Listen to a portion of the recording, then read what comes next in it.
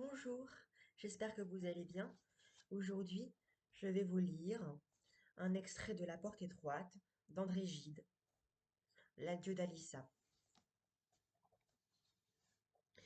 Jérôme ne connaît pas encore le journal que rédige Alissa et qui, après la mort de son ami, lui apprendra quelques poignants regrets et même quelques tentations l'héroïsme de la jeune fille a dû vaincre dans son renoncement à l'amour. Ici, incapable de comprendre pourquoi, jadis presque fiancée à lui, elle s'est toujours refusée au mariage et s'est même enfermée dans une farouche retraite. Il est venu la revoir après une longue absence. Mais elle-même, comme avertie d'instinct, redescend à depuis 3 jours dans le jardin d'autrefois, et c'est dans ce cadre que Jérôme l'a retrouvée, pleine d'attentes et de refus.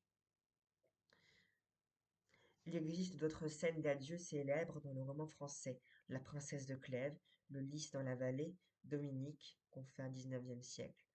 Dans chaque cas, un devoir précis sépare deux êtres faits l'un pour l'autre. Au contraire, seule la sainteté d'Alissa lui dicte son renoncement. Cette ultime rencontre refait, de ce fait, un sublime un peu glacé, mais prenant. Le magnifique couchant devant lequel elle s'accomplit ajoute à sa calme solennité. Une telle convenance est le fruit d'un art sobre et sûr. Le premier paragraphe, avec ses deux longs mouvements enveloppants, coupés d'une brusque rupture, puis son rythme adapté aux gestes qui se succèdent, offre un parfait exemple de prose gitienne. Le soleil déclinant, que cachait depuis quelques instants un nuage, reparut au ras de l'horizon, presque en face de nous, envahissant d'un luxe frémissant les champs vides et comblant d'une profusion subite l'étroit vallon qui s'ouvrait à nos pieds, puis disparut. Je demeurai ébloui, sans rien dire, s'ouvrant à nos pieds, pardon, je demeurai ébloui, sans rien dire, je sentais m'envelopper encore, me pénétrer, cette sorte d'extase dorée, où mon ressentiment s'évaporait, et je n'entendais plus en moi que l'amour. Alissa, qui restait penchée, appuyée contre moi, se redressa. Elle sortit de son corsage un menu paquet enveloppé de papier fin, fit mine de me le tendre, s'arrêta, semblant indécise, et comme je la regardais, surpris. Écoute, Jérôme, c'est ma croix d'améthyste que j'ai là. Depuis 3 soirs, je la porte, parce que je voulais depuis longtemps te la donner. Que veux-tu que j'en fasse? Fis-je assez brusquement.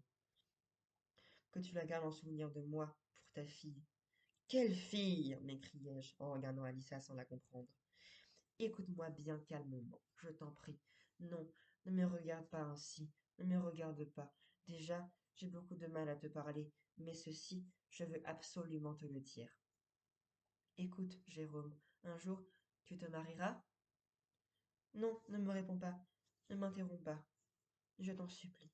Je voudrais tout simplement que tu te souviennes que je t'aurais beaucoup aimé, et, depuis longtemps déjà, depuis 3 ans, j'ai pensé que cette petite croix que tu aimais, une fille de toi, la porterait un jour, en souvenir de moi. Oh, sans savoir de qui, et peut-être pourrais-tu aussi lui donner mon nom?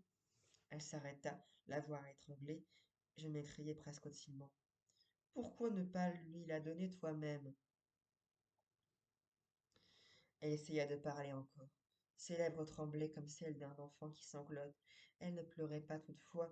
L'extraordinaire éclat de son regard inondait son visage d'une surhumaine, d'une angélique beauté.